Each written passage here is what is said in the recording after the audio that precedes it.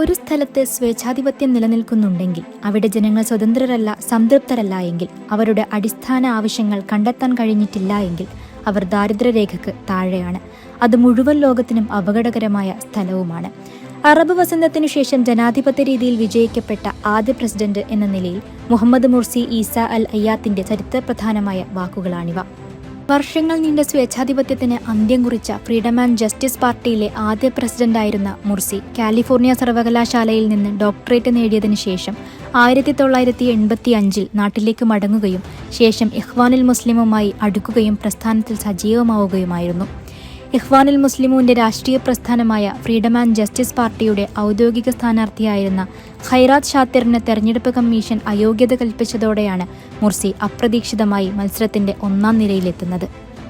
അധികാരത്തിലേറിയതിന്റെ ഒന്നാം വാർഷികത്തിൽ തഹ്രീർ ചത്വരത്തിൽ നടന്ന പ്രക്ഷോഭം 5-ാം ദിവസം പട്ടാള അട്ടിമറിയിൽ കലാശിക്കുകയും അദ്ദേഹം തടവിലാക്കപ്പെടുകയുമായിരുന്നു.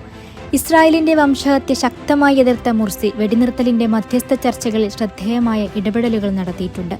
പട്ടാള അട്ടിമറിയിലൂടെ തടവിലാക്കപ്പെടുമ്പോഴും തന്റെ ആശയങ്ങളെ മുറുകെ പിടിച്ച് ധീരത കൈവിടാതെ നിന്ന വ്യക്തിത്വമായിരുന്നു അദ്ദേഹം. മുർസി ഓരോ തലമുറക്കും ഓരോ വ്യക്തികൾക്കും ഒരിക്കലും മറച്ചുവെക്കാനാവാത്ത പ്രചോദനം തന്നെയാണ്.